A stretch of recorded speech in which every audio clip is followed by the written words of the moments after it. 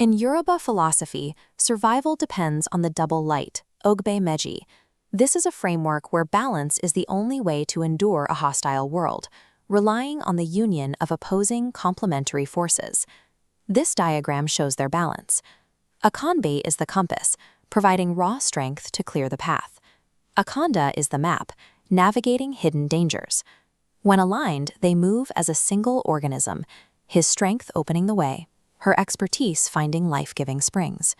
While this cooperation looks impenetrable, it is a fragile illusion. Their system is built on assumed roles, lacking the deep mutual respect required to survive a real crisis. That crisis arrives in a silent grove. The vibrant noise of the forest suddenly vanishes, replaced by a heavy, unnerving hush that signals they have stepped into a sacred space. The center of this grove is an ancient Àyàn tree. A deep gash in its textured bark leaks omi-iye, the water of life. This dark, viscous sap is a substance of divine power, capable of altering reality itself. Akanbi views this discovery as his divine right. Because he is the chosen one, he believes he is entitled to the sap's power and exempt from the forest's warnings. Akanda recognizes this absolute silence for what it is, a predator holding its breath. She begs him to respect the boundary of the grove and turn back. Akanbi ignores her. By stepping forward, his arrogance breaks the balance of Ogbe Meji, leaving him isolated in an environment he does not truly understand. The forest delivers a judgment.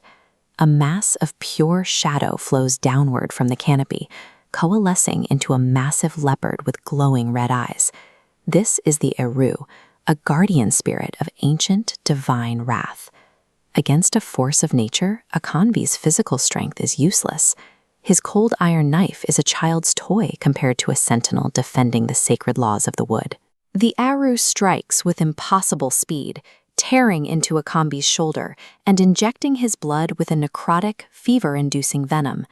In this ecosystem, relying on the raw force of destiny without showing reverence results in immediate destruction.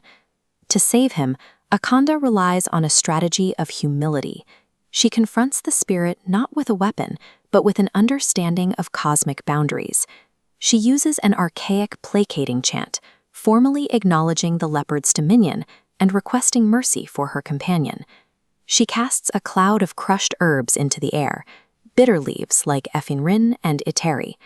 The pungent dust creates a shimmering barrier that confuses the spirit and repels its rage, forcing it to dissolve back into the shadows. The predator is gone, but the venom remains. It is already corrupting Akanbi's flesh and mind, requiring immediate, brutal intervention. This diagram shows the mechanics of Akanda's medical work. She uses a sliver of flint to scrape away the poison tissue, then applies a paste of drawing herbs to pull the remaining corruption out of the body. Survival in this system is not a gift. It is earned through specific, humble knowledge and the willingness to endure necessary pain. When the fever finally breaks, Akanbi is stripped of his physical strength and his perceived invincibility. He is entirely dependent on the person he previously dismissed. Akanbi's understanding of power has changed. He looks at these simple, crushed green leaves and this rough sliver of flint as the most valuable objects in the forest, the humble materials that actually saved his life. He now sees Igbo and La as a complex, dangerous system that demands constant observation. The idea of conquering this land has been replaced by the need to understand its laws. This clear-eyed wisdom only becomes possible once the blinding arrogance of being chosen is pruned away by failure.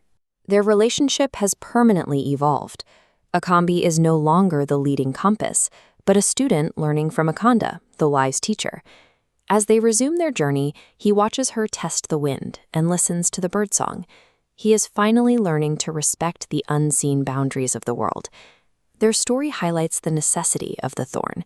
It is not an obstacle to be avoided, but a tool for personal evolution. Lasting growth never comes from comfort or ease. It requires the sharp edge of the thorn to prune away pride and prepare the spirit for what comes next. We must respect the thorns of consequence and suffering. They are the only tools capable of carving the humility required to fulfill a true destiny.